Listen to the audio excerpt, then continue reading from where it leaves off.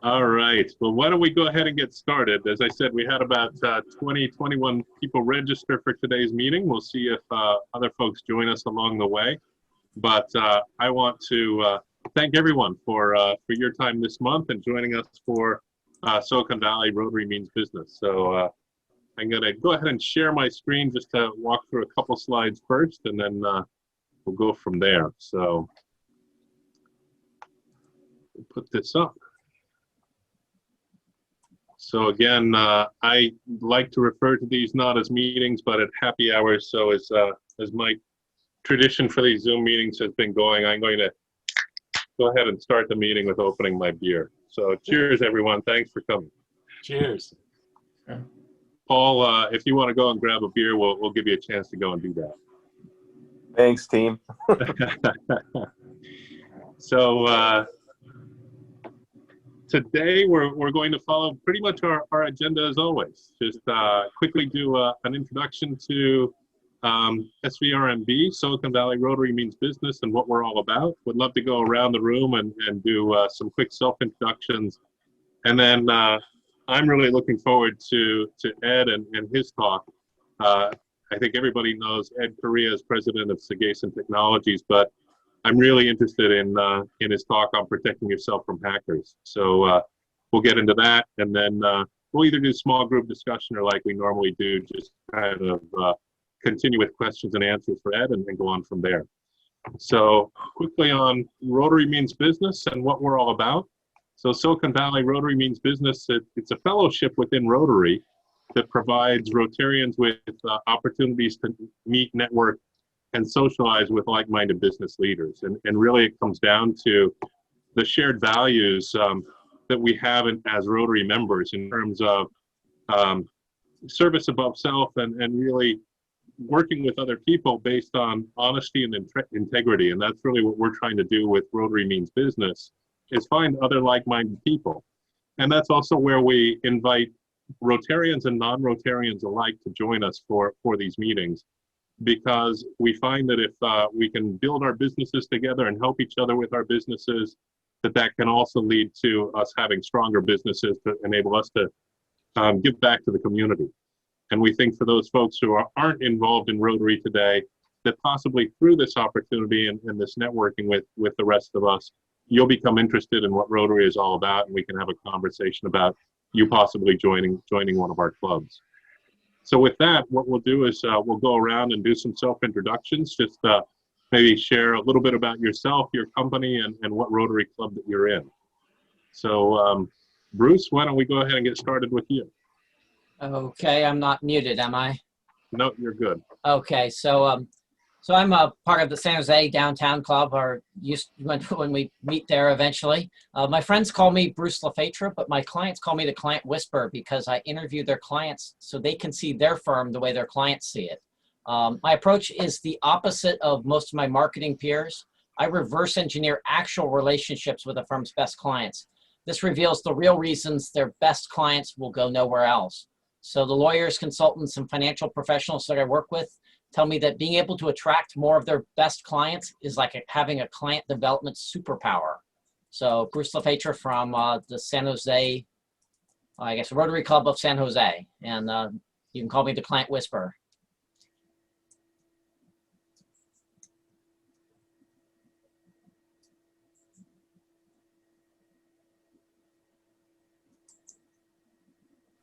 Who do you want to introduce next, Bruce? Oh, why don't you, Rod, why don't you go next?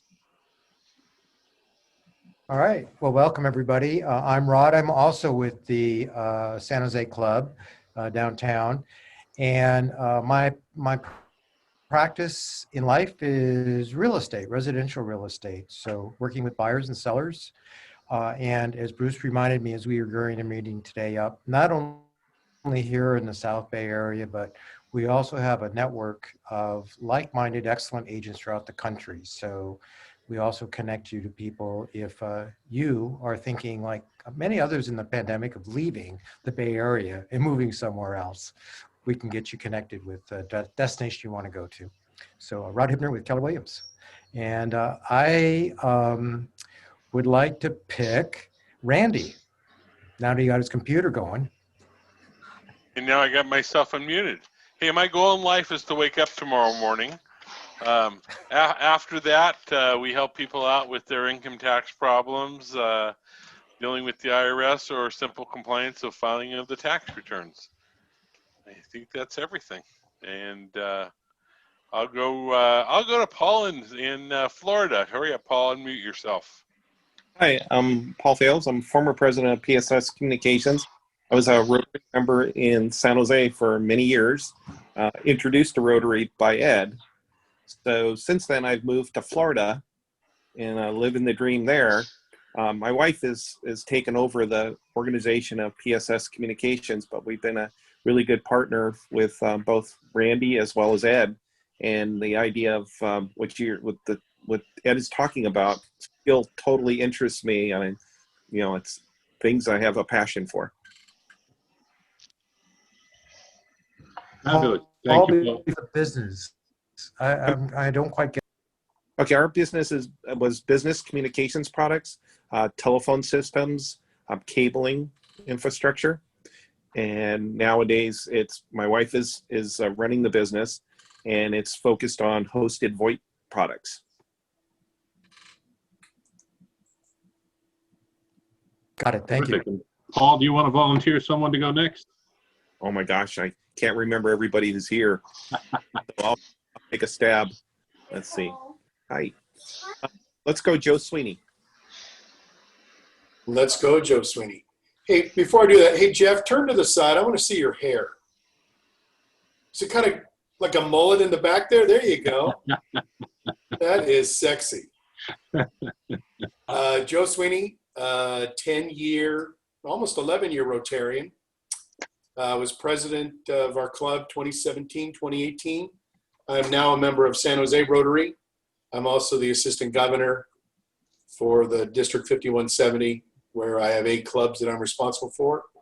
I'm in the printing business. I do graphics and signs. I do a lot of business with Rotarians that I've developed relationships with over the years. And Rotary is a good thing that everybody should take a look at joining, because we do a lot of good stuff for the community. Thank you. And I will choose Marlon Smith. Uh-oh. I'm a Rotarian with Rotary Club of Los Gatos.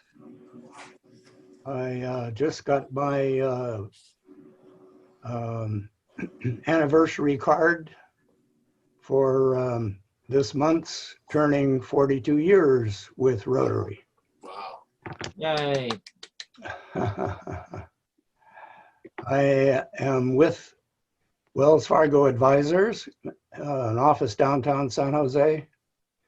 I'm a financial advisor, and I help my clients become comfortable and confident with their financial future.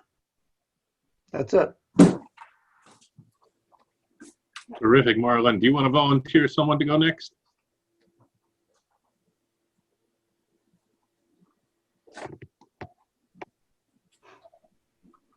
Why don't we have Jeff go next, since Joe called you out on your due? Okay. My name is Jeff. I'm from Santa Clara, but I'm part of the Sunnyvale Rotary Club. And yes, I'm rocking a mullet. Like, I keep it shorter in the front because that's what I can reach, but I can't see the back. But I kind of like it. I've gotten some compliments on it, so I'm keeping it for right now. But my mom has me by getting a haircut. But anyways, I kind of like it. It's an experiment. Anyways, so part of the Sunnyvale Rotary Club, and I'm an accountant. I work with state taxes. We help out companies with audits, voluntary disclosure agreements, nexus studies, taxability studies, and things like that, helping to get companies into compliance, or at least doing the right thing when selling products to other states. So I'll now turn it over to Brenda. Yay, this is like in school when you're just like waiting to be picked on by the teacher. It's one of those moments. And I guess I will introduce myself, but also I'll have to share with you later on when I can find my cursor. I can compete with Jeff now. Because I don't know if you guys have found this, but there's a whole new thing going on in Zoom where I can do this or that. So I can have my own. Well, for you, can, Brenda is rocking a new mustache and goatee. Yes. Yeah. See, there you go. I could do it too. Anyways, okay. We're ready for the carnival. Exactly. Hey, Okay. Dave, you might want to unshare your screen so we can get a better view. Okay. Oh, you really want a better view of that?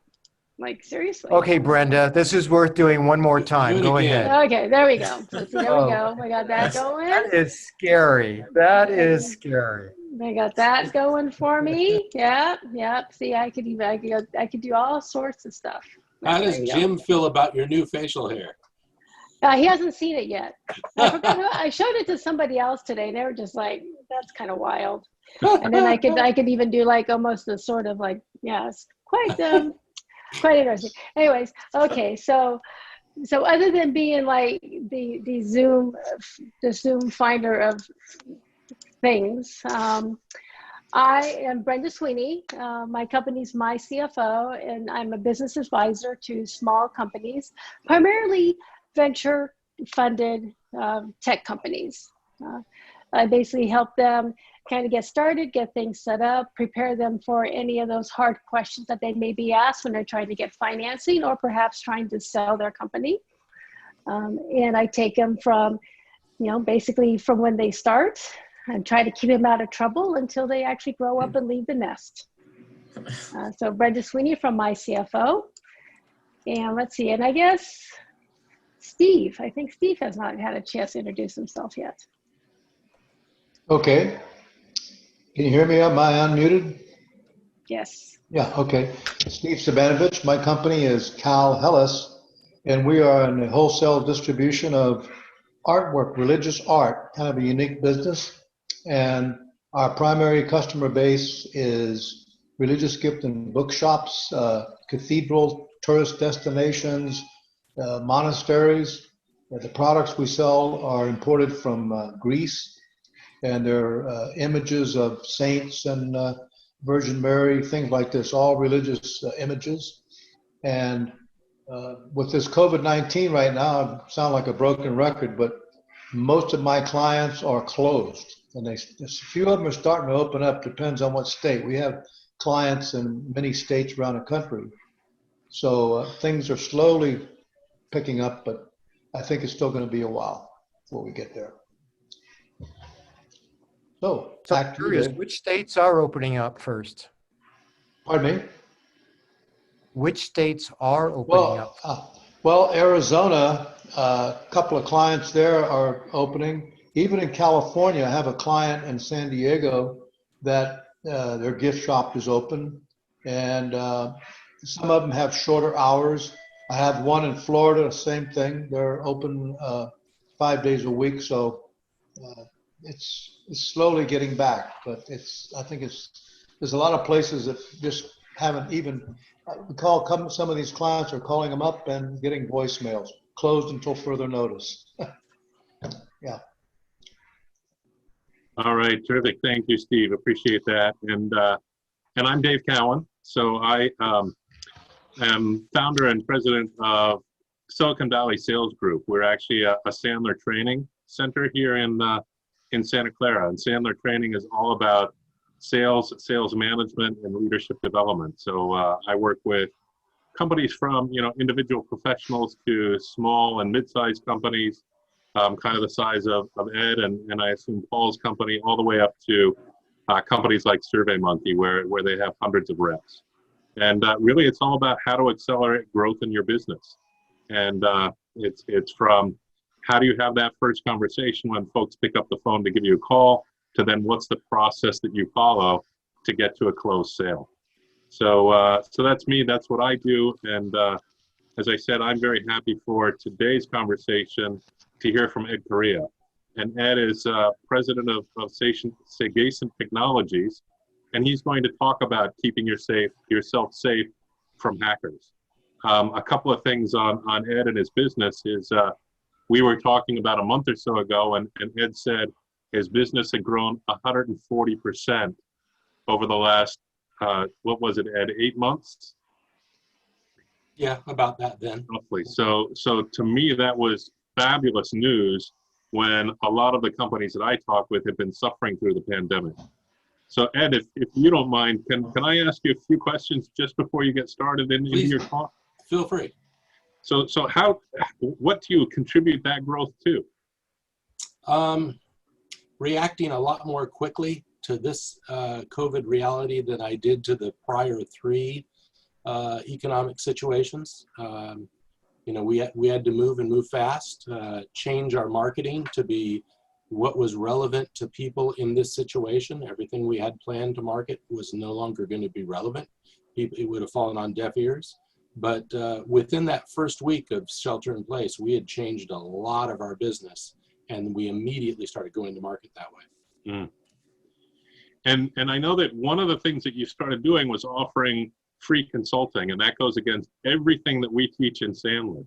Yes. One of our core rules is don't offer free consulting because you're going to provide a lot of value and customers aren't going to pay you for it. So how has that worked out for you? That's worked out exceedingly well. So I have 4 30-minute windows on my calendar every day, and I call them my Ask Me Anything windows. And a person can call and tell me about their problems, and I'll answer their questions. More often than not, that business isn't a good fit for me, and that's fine. And I help somebody. Maybe they'll tell their friends. But sometimes they have a need that is right down our alley, and we can see that we should work together, and that can lead to an opportunity. I love it. So of that 140% growth that you've seen, can you trace much of that, or are you tracing that back to, how much of that is back to those free sessions versus other marketing activities you're doing? So we've done a little bit better since we were at 140. We're at 156% year to date. So I don't know about how many dollars, but I can certainly see the opportunities. We've had 7 that materialized from that. I'm also in a number of networking groups, and we have had 8 just glorious opportunities come out of the networking groups. And I think the biggest thing, if I was to put my finger on it, it was I stopped trying to do everything in the business, and I focused on just a couple elements. I had my employees do just about everything else, and I focused on those things that we couldn't hire for. And I think that's the main reason we're doing so well is focus, focus, focus. Mm. That's a great point. And I think your point about doing the 30-minute sessions where you can help some people but not all, but it's led to 7 new opportunities is a way to think about, I think for all of us as we think about running our businesses. You know, we talk a lot about, in what I do, I talk a lot about prospecting. And I know, Ed, you and I had a conversation about a year ago about how to accelerate your prospecting through cold calling. Yeah. And what a lot of people find is if they're not disciplined about doing cold calling, because face it, we all hate it, then it's not necessarily going to be successful for you, no matter what tools you use. On the other hand, what Ed is doing with these consultative sessions, I think, if you think about it, it really replaces cold calling, because he's having conversations with people who actually they're stepping up with a real need, and they want to talk with Ed about their IT needs and what he can do for them. And so, in fact, it's a much more efficient way of talking to potential customers than reaching out to people out of the blue. So, Ed, I applaud you for that and coming up with a better way to get to those clients who actually need your services. Like you say, not all of them are going to be a fit, but when you find those who are, it's an excellent way to reach them. Thank you. So one last question, then I'll let you get started with your talk. Is you were recently given an award. Can you share with us what the award was and really what were the? Well, we actually have a slide on that. I'll share in a moment. But the award is it's very common in our industry that we have a lot of different contests to rank people. Probably the biggest one in my specific niche is the managed service Provider of the Year award, or what we call the MSP 501. And they recognize the top 501 managed service providers on the planet. We've been honored to receive that designation 7 times out of the 10 years that that contest has been around. The interesting thing, and the runners of that organization reached out to me and they said, Ed, do you realize you are one of the smallest organizations to do this, and certainly the only small one to consistently win year after year? You're up against companies that are doing hundreds of millions of dollars a year, and we just do a few. Wow, that's fabulous. I'll give you a round of applause for that. Yeah. Hey, Dave, can I jump in for a minute? Sure. I want to give a big shout out to Ed before he starts. And in fact, I'm going to share a short story of how he really saved the day for me. I have been having issues with Zoom specifically, and I was in the middle of a fairly, at least from my point of view, important share with another networking group. And when it was my turn to speak, the performance got so bad, Zoom actually kicked me out of the room. So I had sort of a post-meeting review with some people, and Ed was not in the room then, diagnosing what happened. I shared I had a brand new computer from Apple. I have fiber to my house. It's like over 100 megabytes each direction. But I did talk to Ed, because everyone in the room, not Ed, said, oh, well, you need to replace your router. That's the problem. So I was going to consult with Ed about getting a router. And he said, Rod, timeout. He said, I want you to download something, and I'm going to actually share it on the screen right now. And he saved me hundreds of dollars and a bunch of time. Can you see a little graph going on the screen right now? It's there. Yeah, this tool that he introduced me to is called Ping Plotter. At the bottom of this thing is like the best well-known service on the internet, Google. Up here at the top is Rod's house. And can you see items 2 and 3? That device belongs to AT&T Fiber. It's their back end. And look at the third one. It's the same number where it says 100. This is a device they bypassed after Ed pointed out where my problem was, connection to Zoom. I took that IP number that Ed identified, called AT&T, and they immediately, within 15 minutes, bypassed that switch, so I have good performance to the house. So my hat's off to Ed. He really, drilled down with tools that he has access to help any size business out. So Ed, thank you so much. It's my pleasure. Fabulous. So with that, Ed, do you want to go ahead and share your screen and take us through your presentation today? Absolutely. Let's click there. Okay, and do you guys see the PowerPoint? Yes. Yep. Fantastic. Okay, I'm going to start off with a word of warning. This presentation was originally tailored to talk to business owners for businesses between 20 and 100 employees. I'm fairly aware that most of the people on this call are either sole proprietors or employees at other companies, or just individuals. And the common thread is that people want to keep themselves safe. So I've retooled this presentation with that in mind.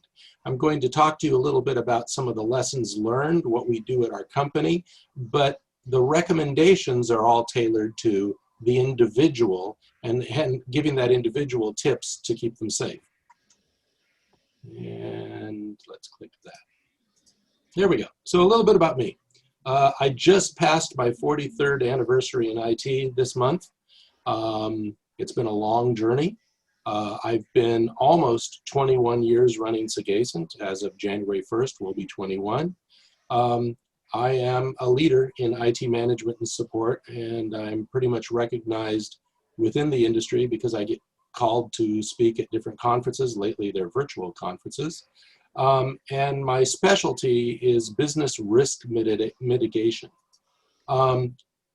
What does risk mitigation mean? Well, we do IT to support businesses, but we do it in a different way to specifically reduce the risks of data loss, data breach, business interruptions, or compliance failures. In fact, over the years I've been working and running Sagacent, I've gotten to the point that if I get an opportunity and somebody wants to be a client, if they don't feel strongly about one of those four, I won't take them on as a client. I'll tell them what they could do, I'll introduce them to another, but I'm in the business now for long term and keeping clients for a long time. And so I'd rather they be looking for what our uniqueness is. We've already talked about the MSP 501. That's the award I've gotten 7 times in the last 10 years. Very, very excited about that, and it gets harder and harder to be a contender for that one. So we're here to talk about keeping yourself safe, and what's a good lead off is the hacking explosion. The hacking explosion that's going on is to a large degree due to this chart. Well, not specifically the pictures, but what it promises. People have been promised the idea, let's see if I can do that, that anyone can use any device at any time with any connection anywhere in the world to get access to their data. Well, within reason, that has actually come to fruition. That is possible.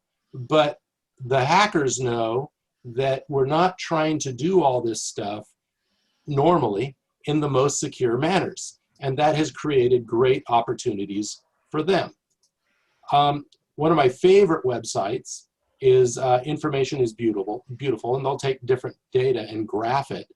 This is one where I just looked at the last 3 years of data hacks, and the size of the bubble indicates the amount of data that was accessed. And these are just the biggies, folks. You know, you're seeing Facebook, 420 million records accessed, Twitter over here, 330 million records accessed. It's pretty bad. And the link here, if you want to go to it later, you can play with these and you can click on a bubble and dig into the story. But I looked at just year-to-date some of those stories. MGM Hotels, 10.6 million of their clients' data accessed. 500,000 clients at Zoom had their credit card information accessed. Marriott, 5.2 million records accessed, and so on and so forth. The lesson here is that the hackers are getting into the big guys. They're getting into big companies that often spend hundreds of millions of dollars. If they can get into the big guys, what is your hope of being secure? However, the main reason for these hacks tends to be that at least one employee in an organization will click on anything. This is the main weakness. It's called people. It's called employees. And this gives you a clue to how you can secure yourself as we go along. So some of the misunderstandings. Most people think that hackers are these loners working in a closet or somewhere with really fancy computers, and they're absolutely brilliant. They're able to look at all this gibberish code and find the one thing so they can get to you. This is true, and I've had to defend against some of these guys, but I will tell you that the lone wolf hacker, and I go, these are not the guys you should be afraid of, is very much like a sniper. They're going to be hidden. They're very talented, and they're going to go after a single target. When I ran up against some of these guys in the around 1999 and the early 2000s, when the market was going crazy, these guys were being paid to go after intellectual property at very big companies. These are specialists. And frankly, if you get in their site, we can't secure you. They're just too good. These are the guys that pick locks and find ways in. However, these are the guys you need to be afraid of. These are the guys armed with a machine gun, and they spray and pray. The idea is how many, suckers can they expose to a phishing scheme and get you to click it and reveal information. I'm sorry, Keanu Reeves, but in this picture, you know, he's got this big machine gun, he's spraying the bullets around. This does not take a lot of talent. And one of the big surprises about the hackers is that 80% of the hackers out there have relatively low talent, but they buy the hacking software to hack companies and individuals from the guys with the talent.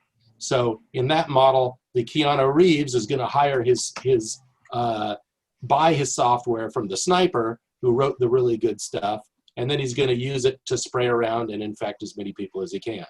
Another clue to keeping yourself safe.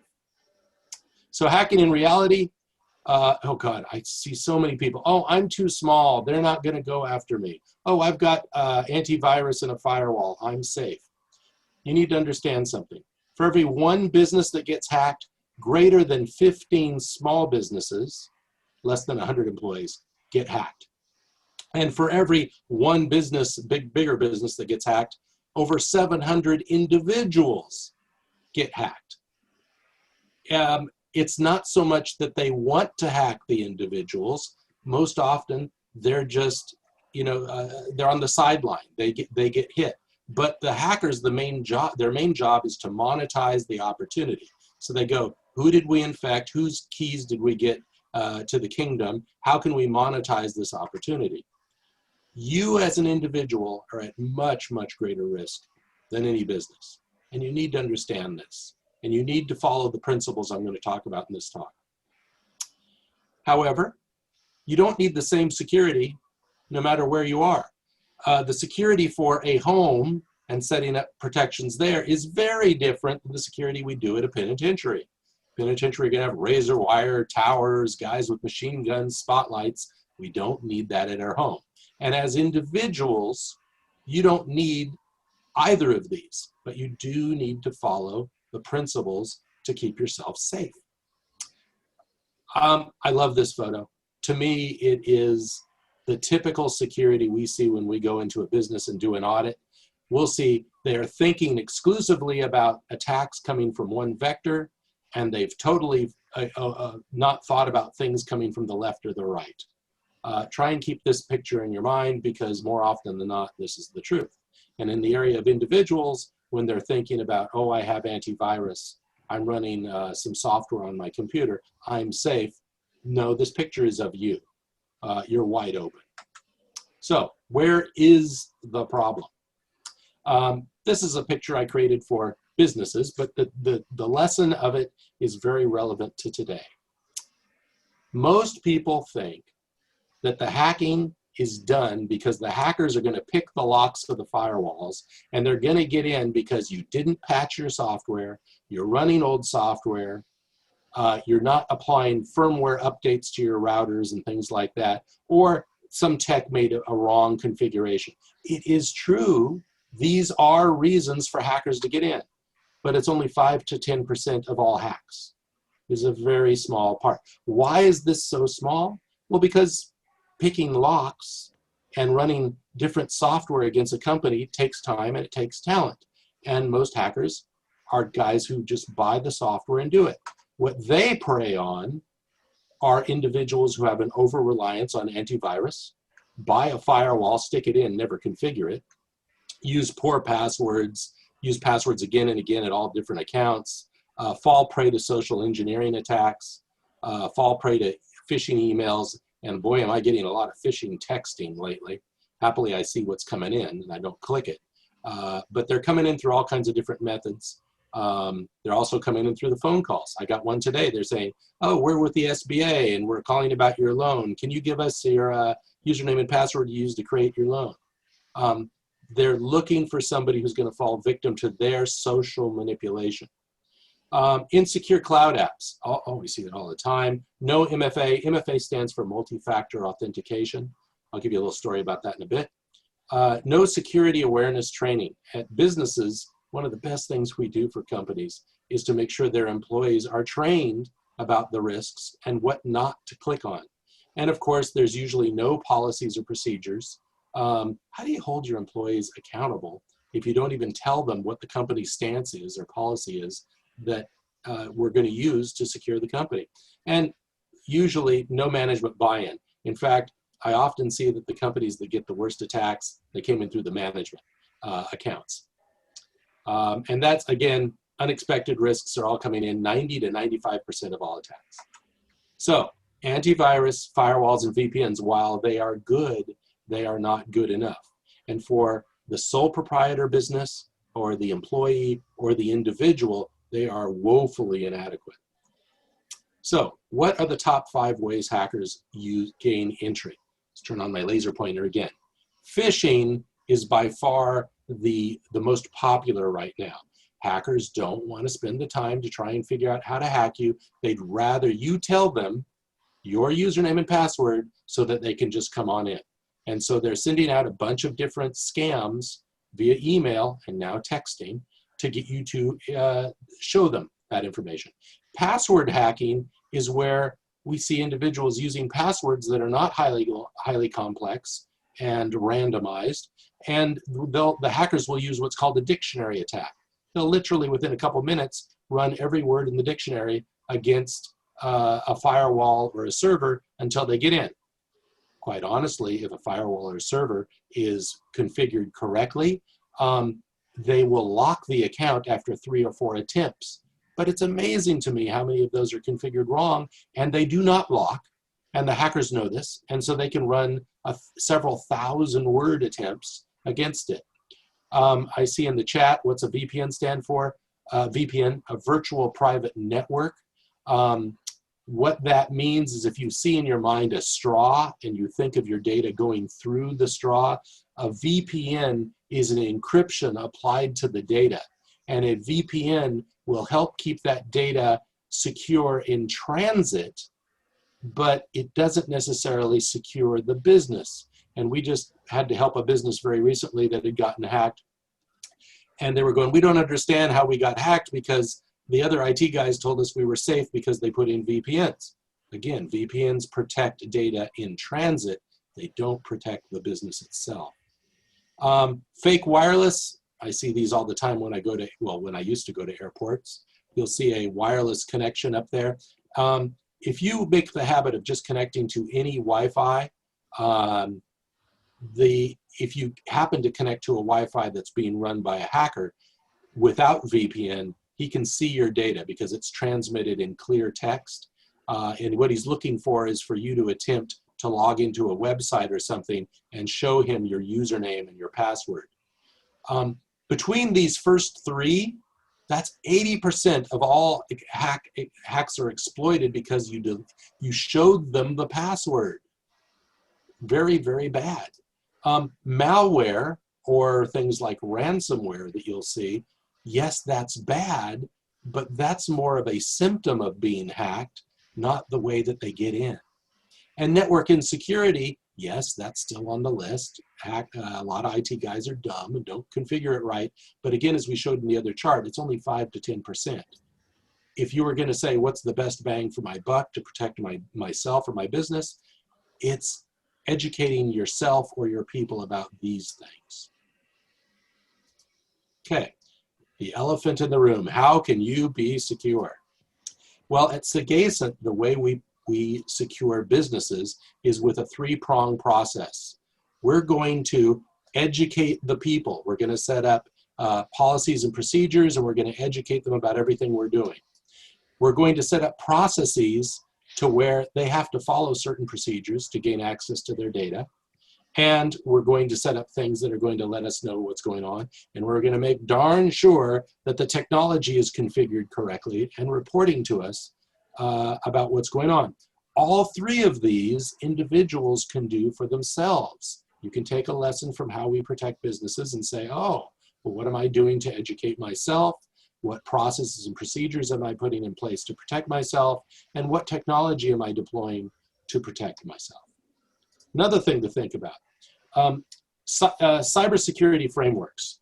The NIST cybersecurity framework, NIST stands for National Institute of Standards and Technology. A cybersecurity framework is an instruction guide. It's a how-to guide, how to secure a business. This is published by the government. And sadly, in my industry, less than 2% of IT providers evidently know about this, because whenever we survey the industry, most of them go, huh? The NIST cybersecurity framework has 5 major components: identify, protect, detect, respond, and recover. Identify just means to assess what is valuable and needs protection. Protect means to defend. What are we going to do to protect it or defend it? What detection? What are we going to do to alert ourselves? And respond. Maybe we're going to get insurance or something to mitigate the impact if it happens. And the recovery is a resumption plan of what we're going to do. Now, you can take some lessons from this 171-page document. Just focus on these 5. What can we do to protect an individual or a home from the hackers? Glad you asked.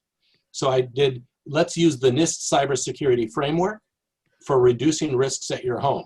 Under identify, what do we have to protect? Well, we've got family and pets, we've got collectibles, maybe some documents, maybe some electronics. We've made a list of the things we need to protect.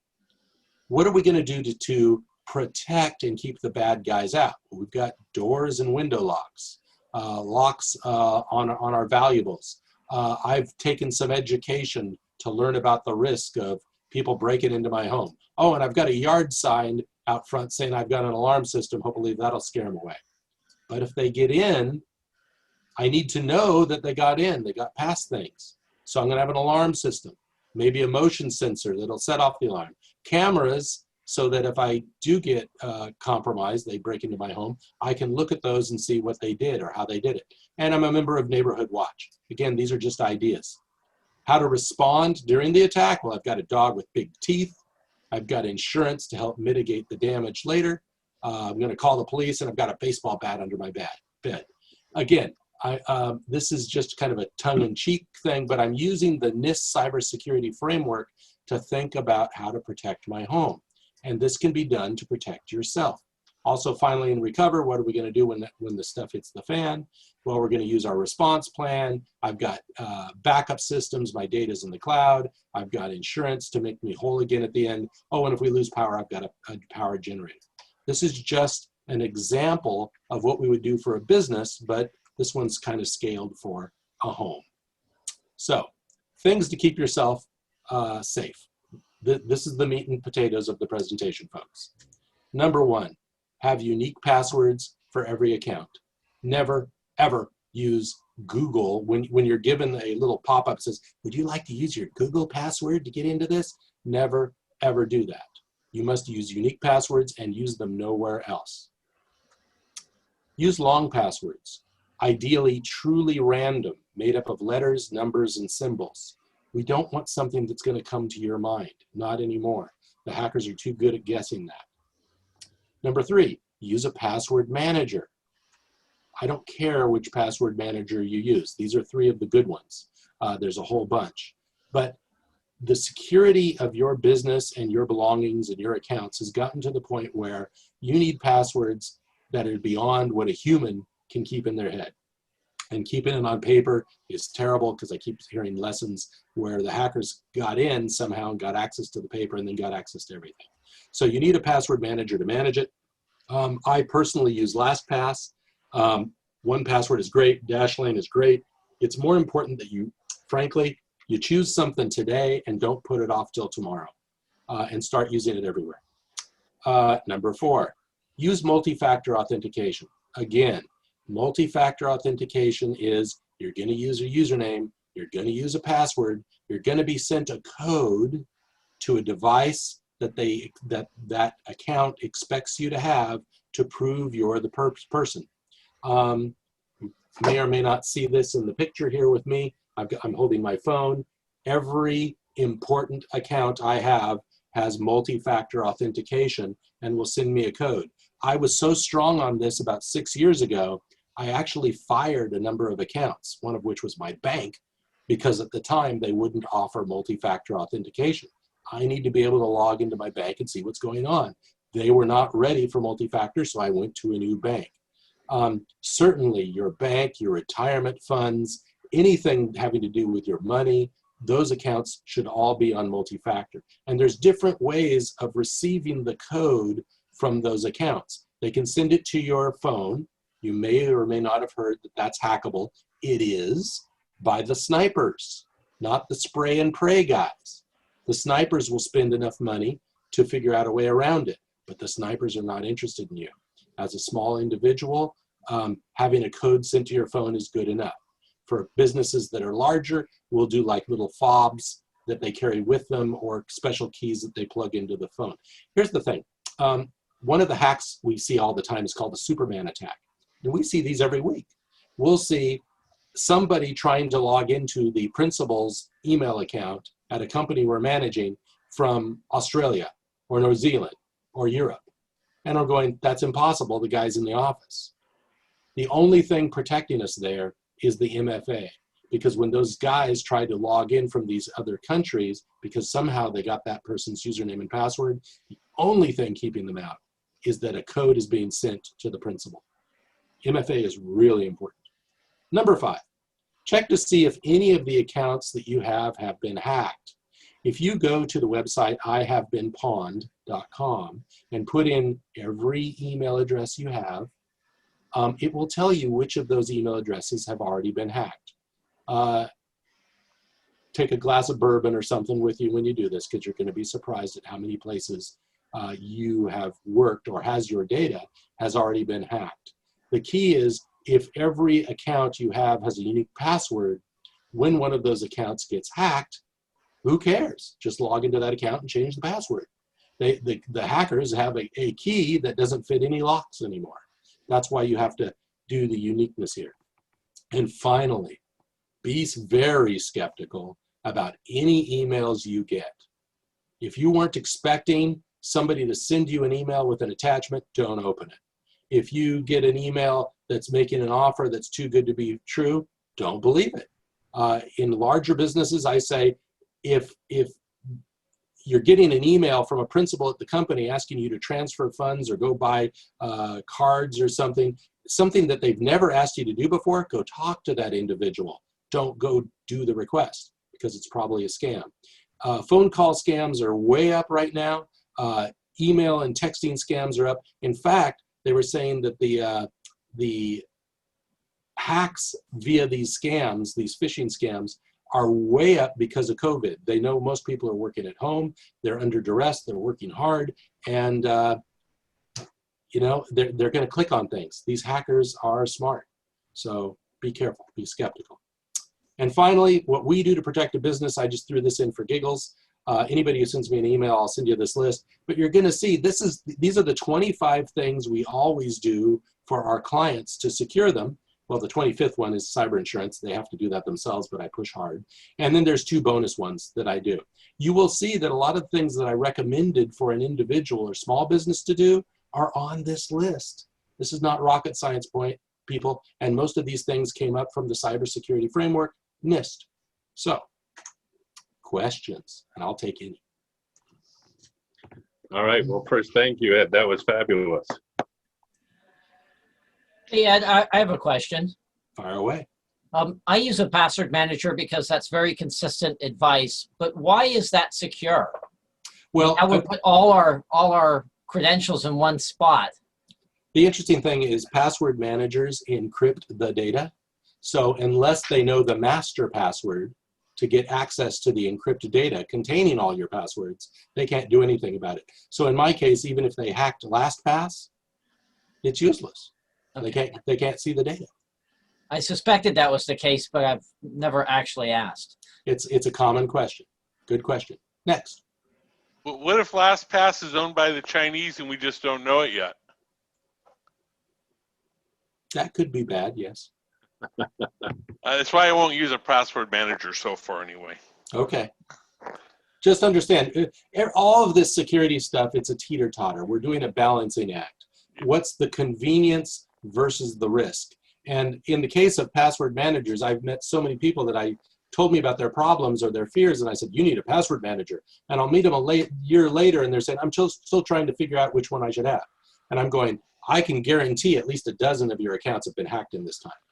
Yeah, I refuse to have the same password for any 2 accounts. I have Bless another you. question for you. Yeah. Is being an accounting firm and being a little bit more of a target than some other businesses, I have some firms that are using Mac for email and not letting their email be connected to their server.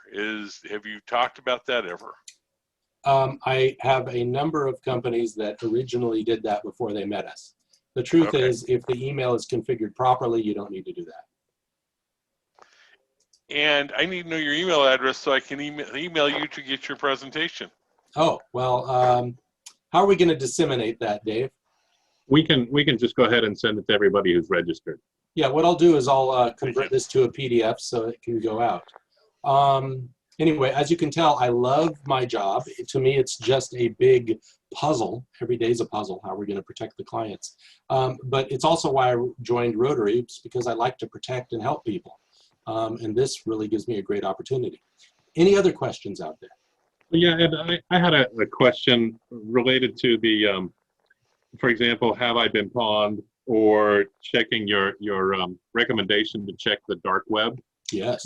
How often should we be checking that? I mean, is that something that we should time block in our calendars for, you know, once a month or something like that? You're asking a question that I asked myself before I presented tonight. I was going, how often should they do that?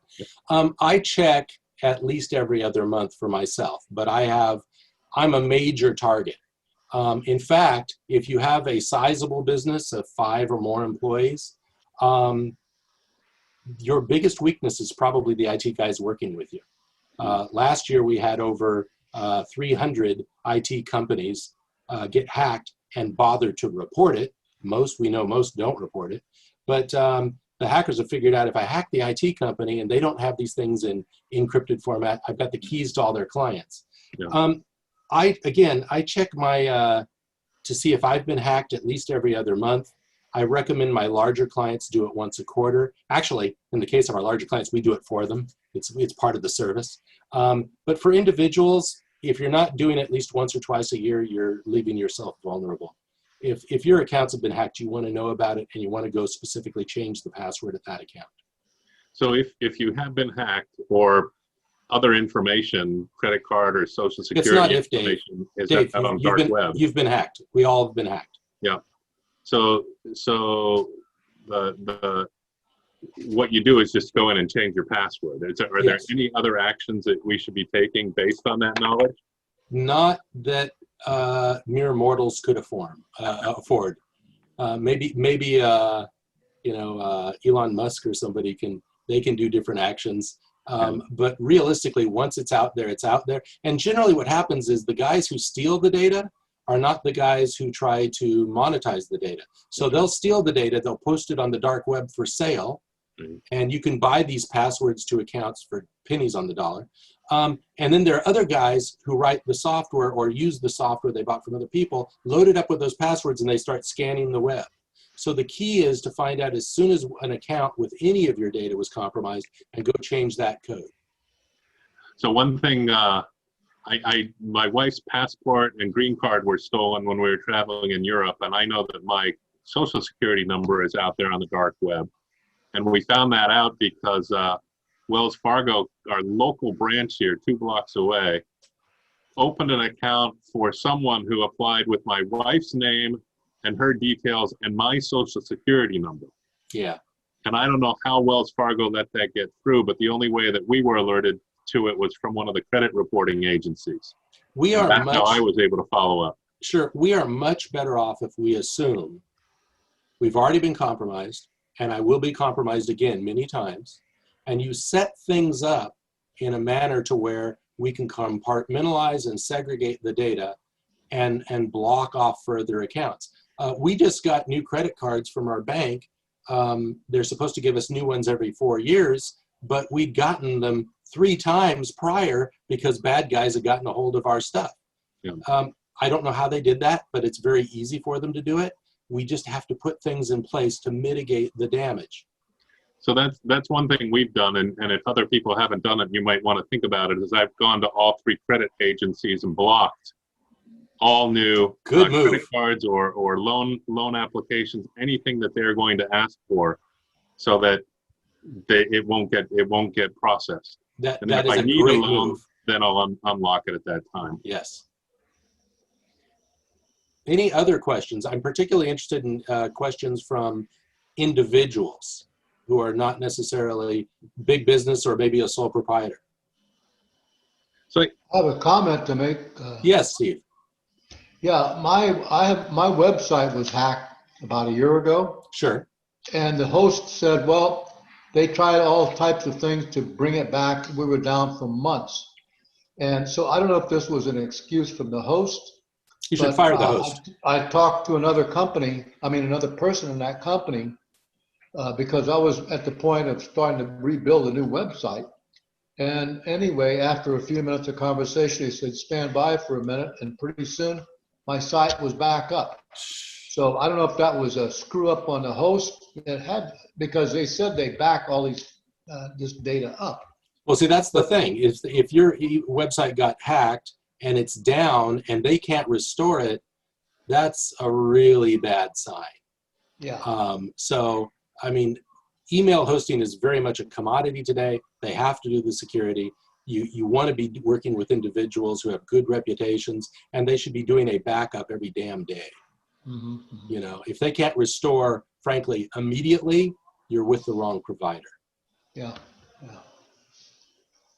So, and one other thing, I heard you talk about logging into fake wireless at airports and so on.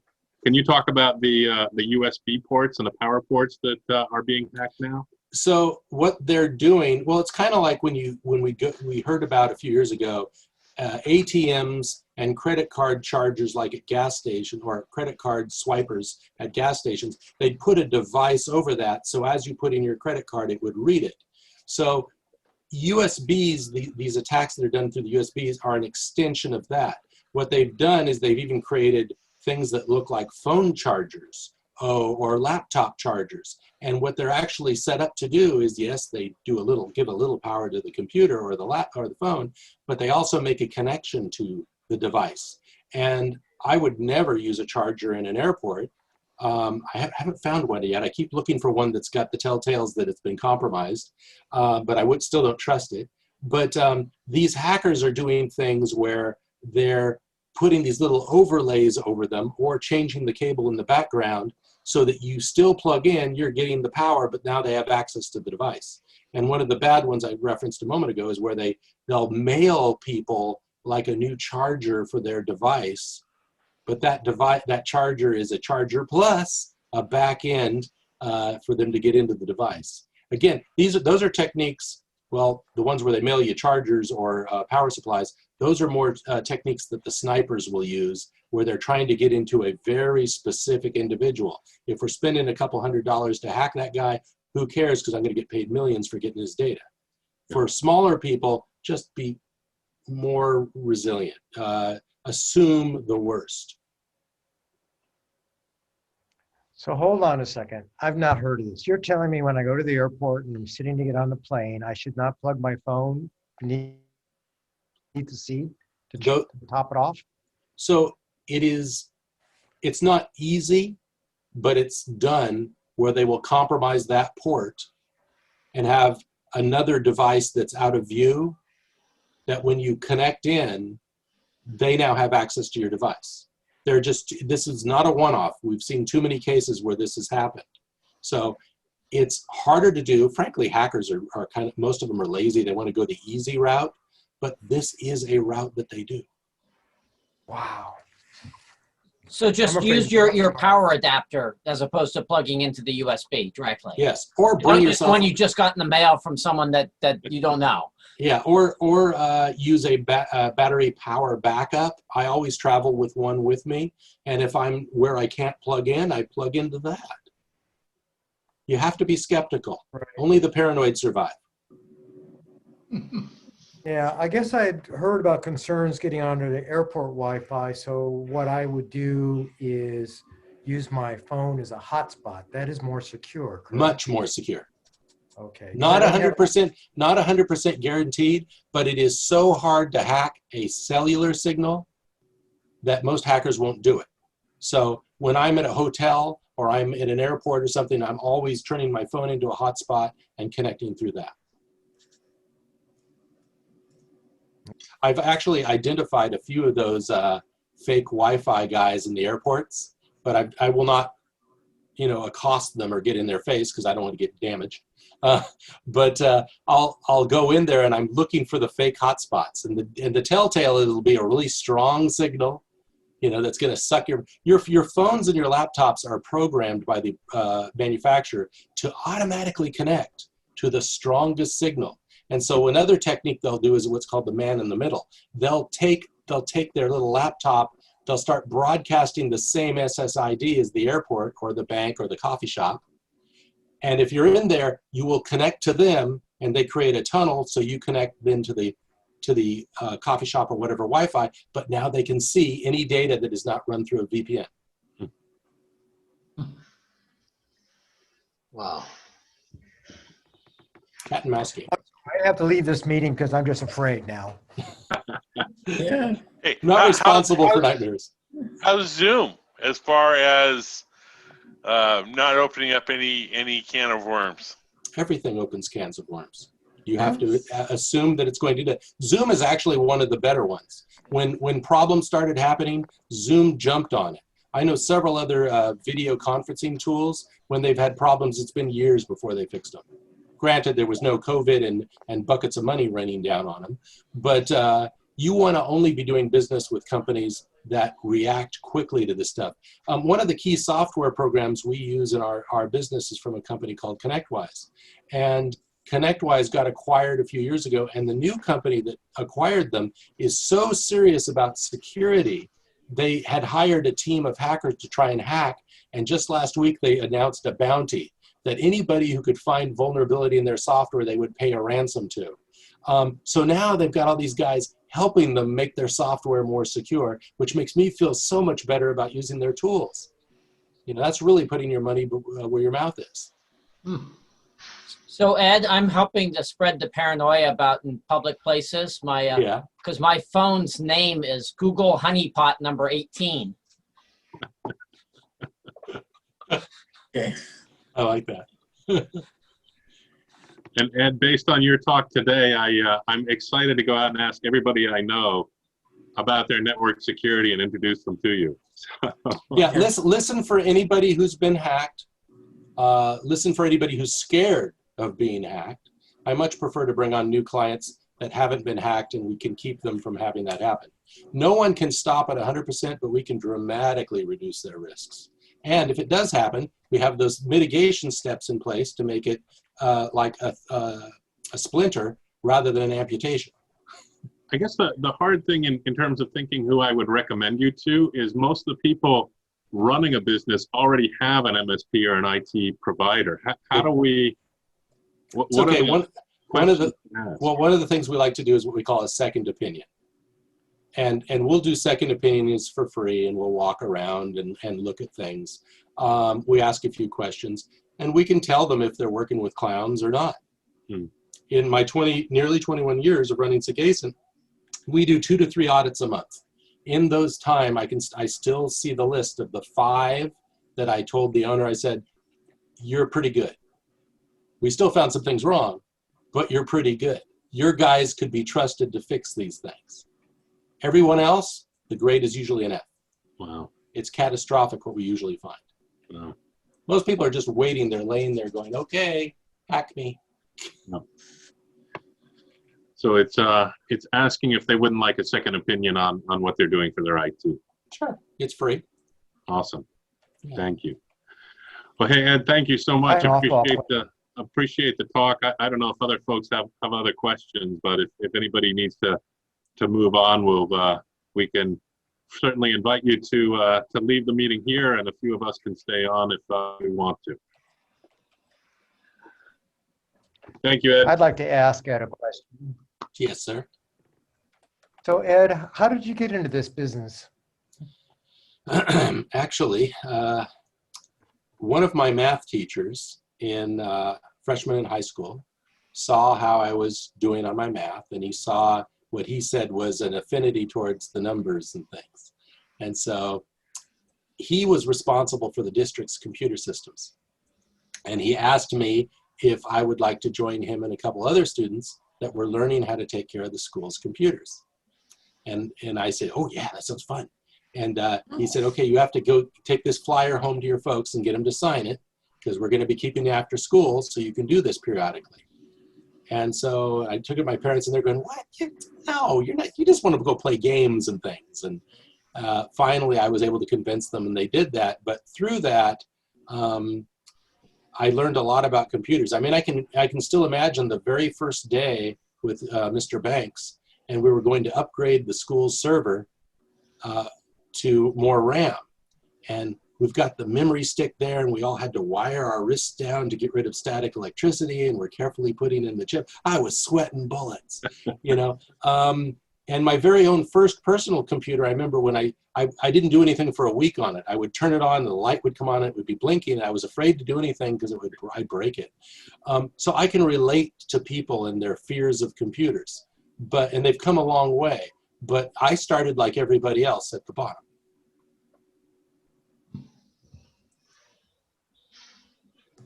Hey, Ed, I have a question for you. Not a question, your comments regarding Zoom. Yeah.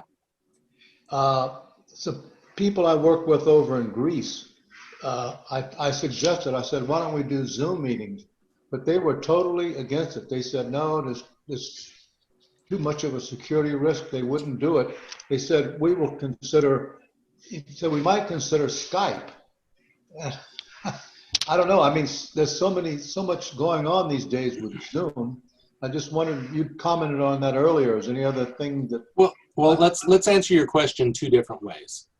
There are a lot of other video conferencing tools that you could use. And as long as you use one of the large name brand ones, there really isn't anything to be concerned about from a security standpoint, as long as, what was our list, the password used for that account is unique and not used anywhere else. And as long as you're downloading that software from the manufacturer, and it's a big reputable known manufacturer, I wouldn't be concerned about putting that on my machine.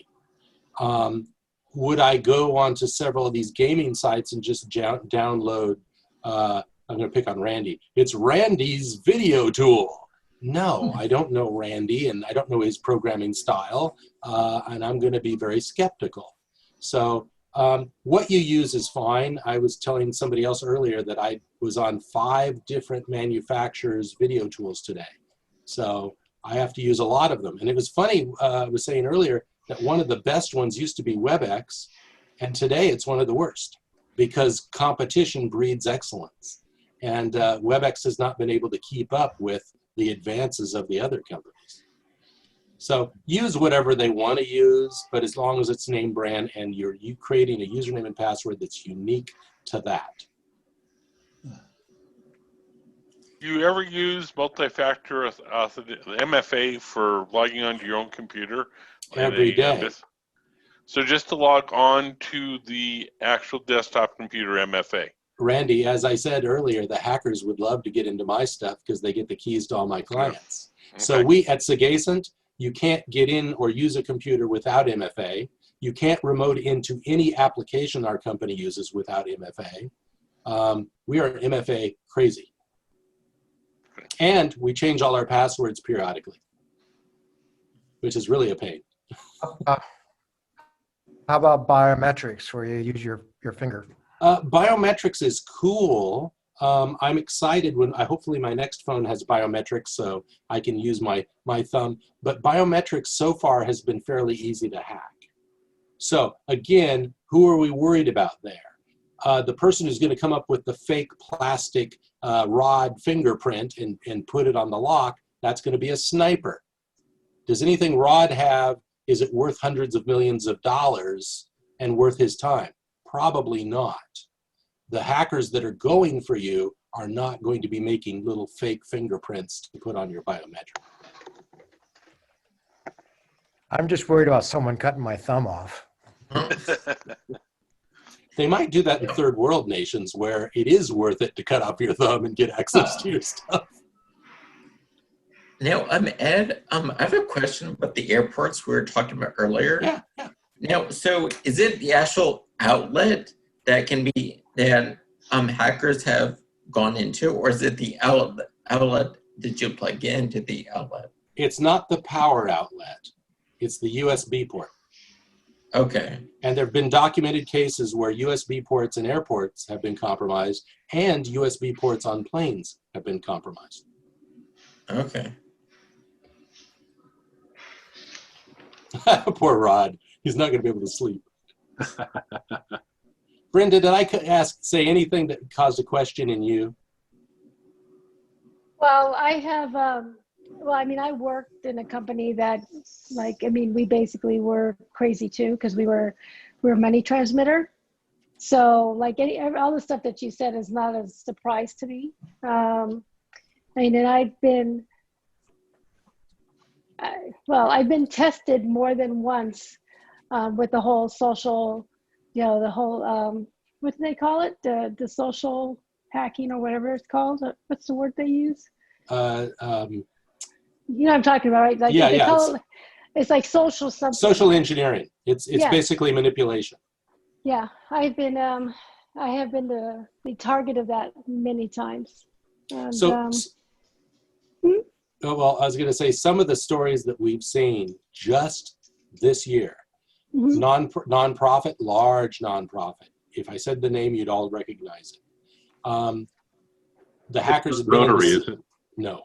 The hackers have been in the system for several months, watching the activities, seeing who was in charge, what was going on. They waited until the executive director was out, and then they sent an email as the executive director from the executive director's account, because they didn't have it configured right, to the financial people and said, we need to transfer these funds to this bank account. Oh, right away, they were on it. But they were also in the executive director's account, so they intercepted it before it went to the real executive director. That request went to the bank. Happily, that bank, and this is a rare, that bank had policies. If you're trying to transfer X% of your account base, they run it by the bank president. That bank president happened to be a friend of the chairman of the board for that nonprofit. So he called that person. Do you realize that your executive director is trying to transfer X%, it was huge, like 80%, of the funds of your nonprofit? What? And so they called. That organization was saved, and they brought us in to figure out how the hackers got in. And I said, well, the question is not how they got in, it's like how you expected to keep them out with this kind of configuration. It was just a joke. Good size accounting firm that is now a client got hacked late last year. The hackers were in there for 4 months looking at what was going on. What they actually did was copy the accounting files, because this accounting client takes care of big companies, off the server over to the hacker server. And then they decided, we're going to ransom each of the client data to that firm. The firm could not afford that. The cyber insurance was not going to cover what they wanted. And so they didn't do it. And of course, the hackers then started trying to ransom the information to the clients of that accounting firm. Very, very embarrassing. Yeah, I guess one of the things on social engineering, the other thing to keep in mind is that, like, know the personality of the people that are sending you the messages, because quite honestly, that's one of the ways that I could immediately spot a fake email, because I'm like, this person would never send an email like this. Like there's just no way. Like, I know this person too. You're a skeptical person. I am a skeptical person. That is very true. You know, but like, really, like, you know the person, like, you know, especially when being a financial person, the CFO for companies, right? It's kind of like, I do get those emails. You know, I remember with the CEO about sending big sums of money and everything. But like, if they send an email that's just not their personality, I'm like, no, I don't think this is you. And you know, but that is one of those things where it's like really knowing the source and being skeptical, I guess. And actually, my company was subject to a DoD attack. Oh, I hate those. And you know, and there was, you know, they wanted, you know, there was a whole ransom and so on and so forth. But hold on, let me interrupt you. So for those of you who don't know what a DoD attack is it's where the hackers compromise a whole bunch of computers. We call them zombies. And they tell those computers, start sending requests to Brenda's company. And her company gets flooded with so many requests in a DoD attack that they can't operate. And then they miraculously get a message to you and say, for this amount of money, we'll call off the dogs and let you operate. There is no really good 100% protection from those attacks. Happily, they don't go after the small guys. They go after the up and coming big guys. Yeah. Sorry, Brenda. No, no worries. I mean, and actually we were small, but we actually managed to move things over to a different set of servers and stuff and be able to continue operating without our customer. I mean, we told our customers that it happened, but we didn't have any interruption of service, and we were able to, you know. Oh, good. Good. But yeah, so we actually, you know, so that's why I guess I don't have so many questions, because I'm like, oh yeah, I remember that. I've been through hell and back. I've been through that, yeah. And then one of the things that I do is, you know, with my insurance carriers, like Ed said, you know, I get cybersecurity insurance with my carriers, and then they often have a bunch of resources and stuff to help you, like, you know, look at things and get things and take advantage of those things too, because generally they don't charge you for that, because obviously if you don't have a claim, it saves them a bunch of money. But, you know, and you know, and take advantage of people's like Ed services and stuff. But, you know, but there are a lot of things that you can do between the people and the processes that will help you a lot. So it's, you know, I mean, there's obviously physical and technical controls and all of that, but at the end of the day, all the technical controls in the world is not going to stop the people from trying to send the money. Because that even got stopped, not because of the technical control, it got stopped because people talk to each other. Yes. So technical controls are great, but they won't stop it if you have vulnerabilities in your people and processes. People is the greatest weakness and the most cost-effective thing to improve your security. Talk to them, train them, talk about the possibilities. You don't need me for that. Yeah. So yeah, so I agree with everything Ed said. Yeah.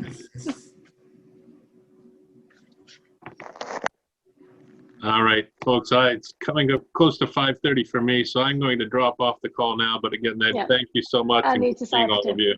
My Ed, pleasure. thank you. Very, Thanks. very good, Ed. Thank you. My Yeah, pleasure. Very, very Thank you, good. Ed. Thank you so much.